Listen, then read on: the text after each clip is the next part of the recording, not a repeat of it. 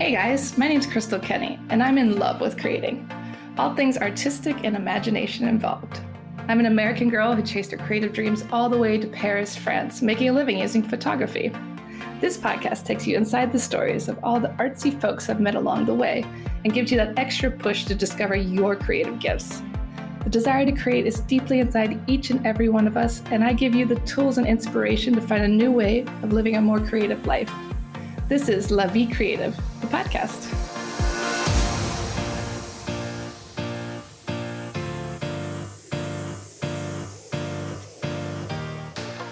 Claudine Hemingway is a descendant of famed writer Ernest Hemingway.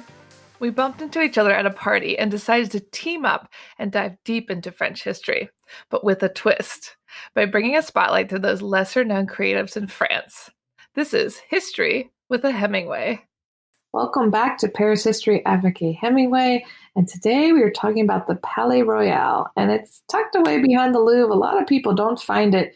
I love doing photo shoots in this pretty little park, but Claudine's going to give us all the history about it, and maybe you'll go find it and re-listen to this episode. Yeah, you should go check it out. It is a really little beautiful kind of little oasis just in the middle of Paris. And it is just right off some very busy streets. But the Palais Royal, inside the Palais Royal, is the lovely Colonne de Borin when you walk in there. And this is where I'm sure you've also done a million photo shoots.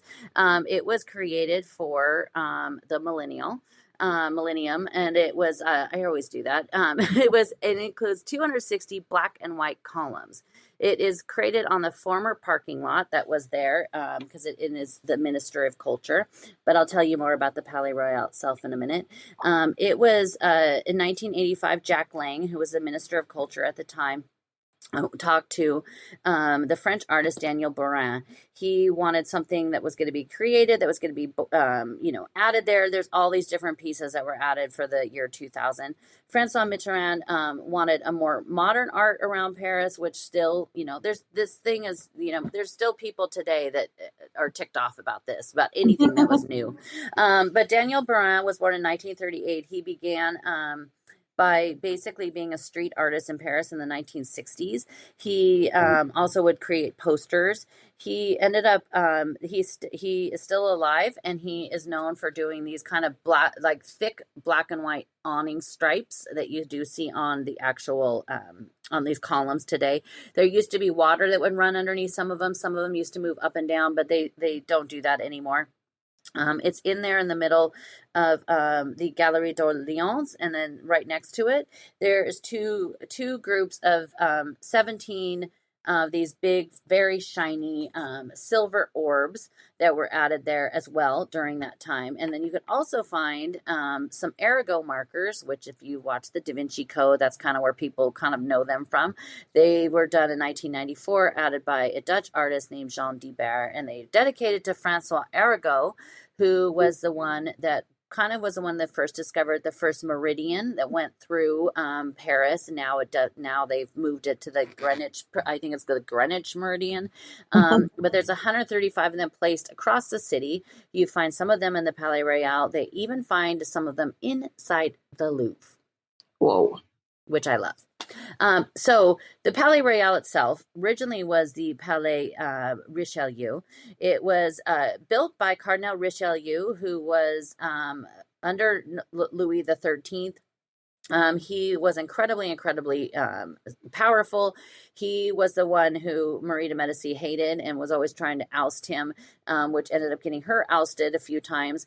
But he was incredibly powerful. He wanted to have something built that could house his entire art collection and statuary, but also be really close to the Louvre. So because we are right across from the Louvre, in 1624, he bought the Hotel de Rambouillet and ended up having it rebuilt and changed into the Palais Cardinal.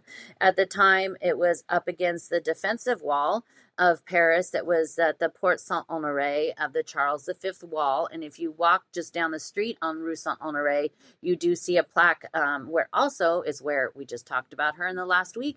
Jeanne d'Arc is where she was actually captured by the British. What? Yeah. That's cool. So Jacques Lemercier was an architect. He worked on the building, adding all of these different new portions of it. From 1624 to 1642, the work continued, but today the only thing that remains of it is the Valois wing of it, which is kind of in the back corner of where the columns are. After the death of Richelieu, he left the palace to Louis XIII, as you would have to do. In 1642, Anne of Austria and her son, Louis XIV, and Philippe moved into there, moved away from the Louvre across the street, and then they moved there and they changed it to the Palais Royal.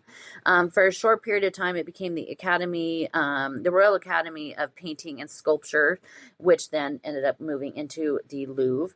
The cardinal gradually originally wanted to build this to his vast art collection, which most of it today, you could see a lot of that actually in the Louvre today, especially all of his statues that were later, when we talked about Saint Louis, that were later destroyed by it was his nephew and Mazarin's niece, the two powerful cardinals. And the nephew was a little crazy and jealous and decided one day to just lop off all of the naughty bits of these statues. And you can still see them repaired now in the Louvre, which is really cool. In the beginning of the 18th century, it ended up being called the Palais d'Orléans. Louis XIV gave it to his brother, Philippe d'Orléans, and Philippe ended up adding most of what you see today. So most of the structure dates back to that 18th century. On April 6, 1763, a fire destroyed the opera house that was there and portions of the Palais Royal. During the Revolution, the Palais Royal was a site of cafes where people gathered and basically they plotted for the revolution. But it also has a whole other side of it, because when it was the Palais d'Orléans, because it was a royal structure, the police weren't allowed to come there. So under Philippe, he would have these like parties, and this is where prostitution was and gambling and all of these bad things that happened during the night were going on there. And the police couldn't come in. This is where they say that Napoleon lost his virginity. Yeah, he lost his virginity here. And so it just had this whole period of time. And so it really kind of started to fall into disrepair as well. Now, it's probably one of the many sought after locations to live in that area, because it is absolutely beautiful. The trees, when you go down the side of it on either side, when you go through the first part where the columns are, which is right at the edge. So it actually backs up and kind of starts at the Place Colette. The Place Colette is also where you have that beautiful metro structure that was done by Jean-Michel Autiniel for the year 2000. And it is all done out of Murano glass, big, huge beads. One of them is in shades of blue, and that is dedicated to the night. And the other piece of it is red and dedicated to the day, which is kind of a little nod back to the history of the Palais Royal being, at night when it was naughty.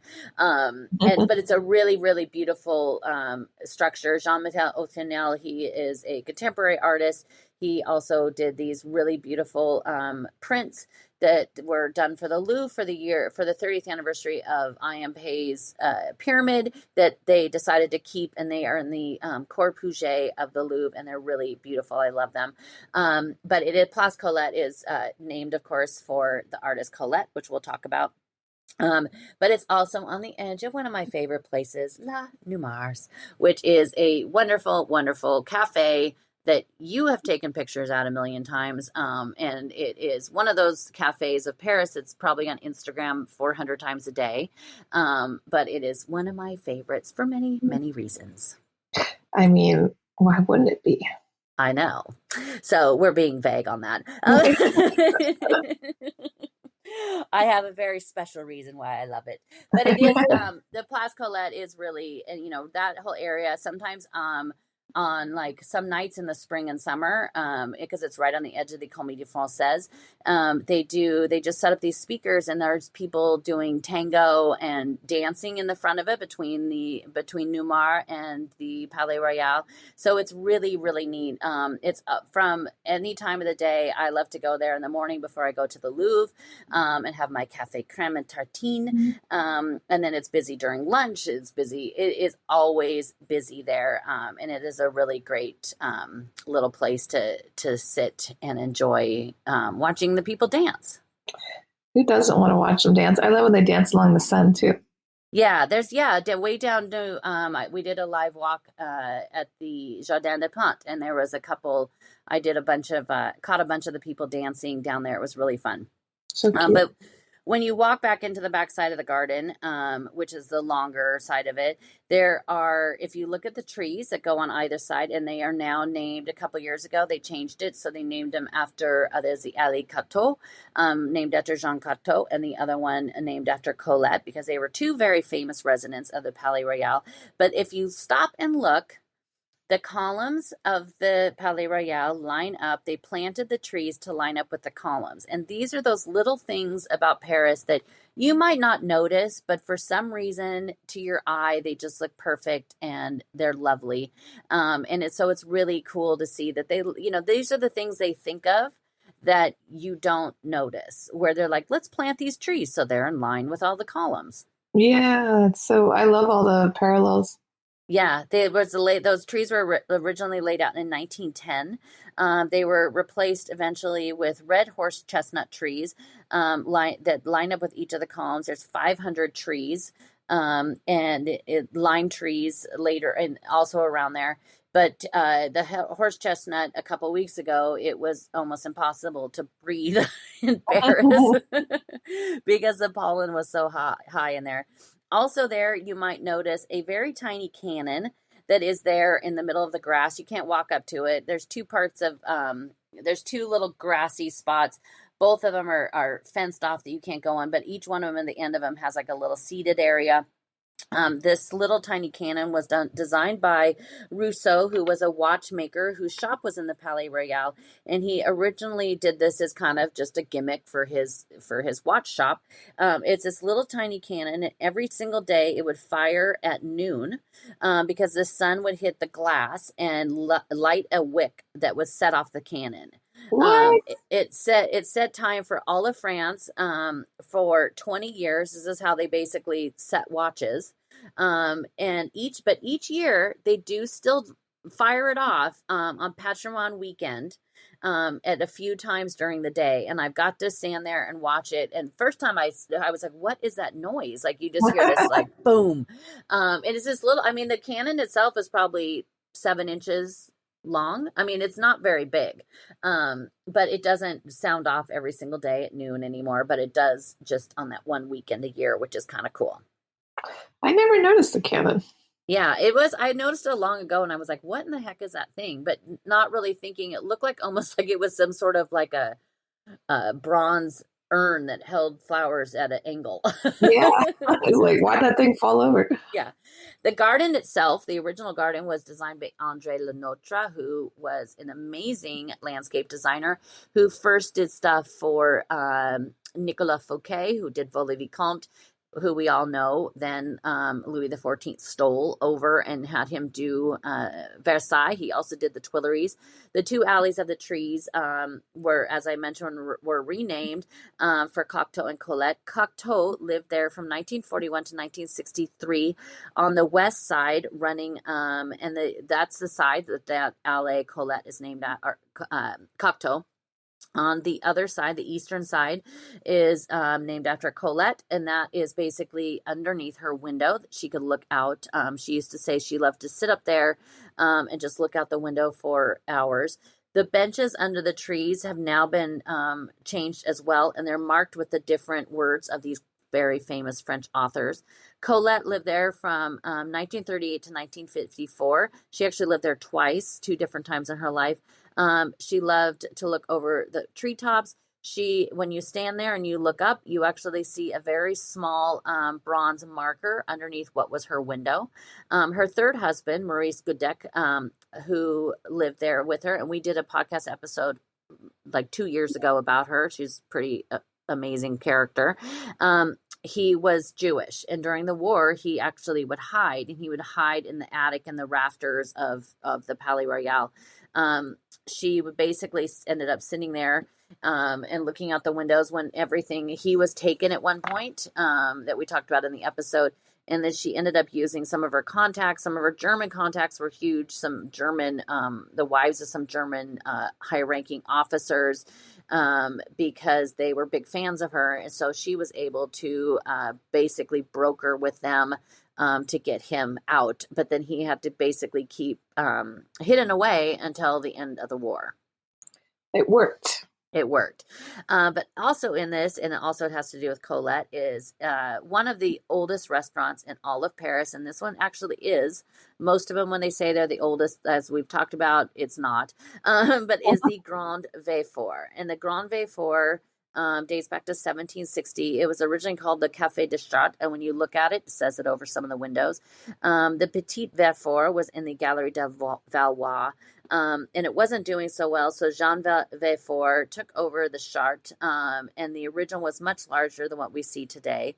This is also where Napoleon proposed to Josephine. So in the Palais Royal, he lost his virginity and then ended up proposing to the love of his life in the same structure. It had sentimental value. Yeah, but the Grand Veilleur is amazing. And my very first trip to Paris, I went there for lunch, and I did it. My grandmother on my very first trip gave me some money to do something special with, and I decided that is what I was going to do. It was over 400 euros for two people to have lunch. Wow. But I will remember it forever, and it was a very special thing to do at least once when you were there because, and this was, years and years ago, I had done research about the restaurant, and inside of it, it's these beautiful red. And if you saw Midnight in Paris, the first time he eats with her family, they go to the Grand Veilleur. It's beautiful inside. It is surrounded around the edges by these red velvet banquettes. And on the back of each seat is a little brass plaque, and that is who sat there. And there is the seat that says Napoleon and the one that says Josephine. And that's where I really wanted to sit. And we walked in and I was like, oh, where am I going to sit? And they ended up sitting me in the Colette seat, which I was pretty excited about because Colette wrote the books about Claudine, the 4 books that she, had to write under the guise of her husband, Willie, at the time. But when I was little, I didn't like my name because it was so different. And my grandmother gave me these Claudine books. And it was because of that I ended up kind of deciding, hey, my name is pretty cool. I mean, I think you were supposed to be sat there. I was. So it was really cool. And so the story is that she lived above and she was very old at this point, but she would go down there. The servers would go up to her apartment upstairs and down the way, pick her up in a chair, carry her down the stairs in this chair, and bring her into the restaurant and seat her into this spot. She must have been very skinny and frail. Yeah, well, she was little. Like, she was kind of short, too. But it was here also that Julia Child came when they first arrived in Paris. They also ate there. And she saw Colette and called her the Grande Colette being brought down in her chair. Oh, that's so cute. Yeah, but it was like, Sartre was there. Victor Hugo would go there. Of course, Cocteau would go there. The chef and owner of it is Guy Martin. He is amazing. And when I went, he came walking out and said hello. He's like on TV and he has all these restaurants and stuff, but it was pretty cool. The food was amazing. The cheese cart alone, when they brought that out at the end, and I just was like, one of everything, please. It was just the most amazing thing. What was really cool is when we were there, the table next to us, sitting at the Napoleon and Josephine table, were these 2 businessmen, and they ended up getting this bottle of wine, and I was watching the server, and you could tell it was a very, very old bottle. And they were trying, like the server was very gingerly trying to open it and being very careful. And I just like, my eyes were glued to just watching this whole scene. And they ended up pouring it, and it looked like gold. It looked like liquid gold. And the gentleman looked over at me and he was like, would you like a glass? And I was like, oh, no, merci. And my friend was like, what? what are you doing? Say yes. And I just was like, no, I just felt, I was just like, thank you very much, but no. And they ended up sending it over anyway. It Oh, was a 1980 Santerre, so it's that more of that very thick dessert wine. It literally was like drinking honey. But it was amazing. And then on the other side of us were these two other gentlemen. They were partners. They were English. They came over on the Eurostar, and they said they do it every 6 months just to go and eat there because there's nothing like that in London. what? And then they were like the whole time, and then they were like, "Oh, what is that?" And they ended up, the two gentlemen gave him some too, because you're not going to finish. If you finish a bottle of that as two people, you would not be feeling great. It'd be so It's so sugary. It's so like it's a dessert wine. And so, but these gentlemen, they were so nice, and they shared it with us, and they shared it with the other table. And it was just this unforgettable, just absolutely lovely, wonderful lunch. But now, because of COVID, after COVID, they ended up, because when you couldn't eat inside, so they are underneath the columns there, so they set up a whole area to sit outside. You actually could go there now and get, you could kind of just order off of the menu, and there's some much less expensive items. But if you're gonna go, you kind of want to go sit inside because it's beautiful inside. Sitting outside is not the same. You're not going to get all of that history and everything in there, and it's really, really cool. So if you have a chance, definitely go, save up and go for lunch, because you could have the same amazing experience and it's less money. But it's definitely something that I am happy I did and loved. I'm gonna do it once. You convinced me. I'm sold. Yeah, it's really cool. We'll have to go. Yeah. But also around there, just right outside the Palais Royal, is another one of my favorite restaurants called Willie's Wine Bar. It opened over 40 years ago. It was one of the very first wine bars in Paris. And Mark, who is English, and he is an absolutely wonderful man. Willie was his dog. That's where it's Willie's Wine Bar. The food is always amazing. You could go there and get like a 3-course lunch. And it's, I think, like 28 euros. And then paired with amazing wine. It is, a lot of the people work there speak English, because it's a lot of British people that work there, because he is originally from England. But it's really great. I've never had a bad meal there. I've probably eaten there 40 times. It's always amazing. But one thing they do that I love is every year they do a special poster. And during COVID, it was really funny because, all of these TV reporters were working from home, and he was constantly on Instagram. People were spotting his posters in the background of like some CNN reporter doing a remote in his apartment. And so there was like this big thing. He kept sharing them on Instagram. It was pretty funny. But he chooses, he works with a different artist. One of my very favorites, Jean-Charles de Castelbajac, who's the one who goes and puts all of the chalk angels around the streets of Paris. He did one. There is another one that's kind of a take on Liberty Leading the People. The newest one that just came out recently was done by Mark's daughter. And it's kind of, and also it's an homage, and a lot of the profits are dedicated to Ukraine. But it's really, really cool. And that is one of the very first things that I'm going to do when I officially am living there in a few months, is going there, and I'm going to buy my Jean-Charles de Castelbajac and paint the huge poster and frame it. I think that's a great idea. It's so beautiful. What a great idea to do a different one every year. Yeah, it's really, really cool. And you could go in there and you can see all of them are hanging on the walls. And I'll put a link. He did a couple of years ago, right before COVID, he did a whole book about the 40 years of Willie's Wine Bar. It has wonderful stories in it, and recipes and things in it. It's really, really great. And he very graciously gave me a copy of it. But when I do my planning for clients, I tell everybody needs to go there. It's one of my favorite places to go. If I'm at the Louvre, sometimes I'll go there just for lunch. It's really great. The wine is great. The people are great. And the food is always fantastic. And do you need a reservation, or can you just sneak in? If you're, for one of those things, if you're just one or two people, usually, if you go there like right around 12:15, usually could get in without a problem. If you have more than two people, I would but definitely say get a reservation, but you're okay getting a reservation just a day or two out. Yeah. And for dinner too. He also opened kind of a little cave that's just down a couple doors down. That also you could go and sit. It's a little bit even more informal. It's not a big fancy like stuffy place at all. But it's really, really lovely. And if you go there, Mark is a very fantastic, wonderful gentleman, and tell him that I sent you. We will do that. You sold me on both those restaurants. Yeah, they're very different, different levels of price tags for sure. But both of them are fantastic. And also, of course, the third one, La Numar. And you go there and see Mont Antony. Your favorite place. Yeah. I know that in the Vin Comtois. Those are my favorites. The best. But it is beautiful. It's a beautiful area. I first discovered Palais Royal on my very first trip to Paris when I left Paris to go to Italy with my friend that lived in Italy. And then I decided, I don't like this, and decided to come back to Paris. And I did it by myself. And so I had found a hotel that was on the Rue de Richelieu, which is runs right next to the Palais Royal. I ended up, because I was like, well, this is where we stayed. We were not in that hotel, but in that area.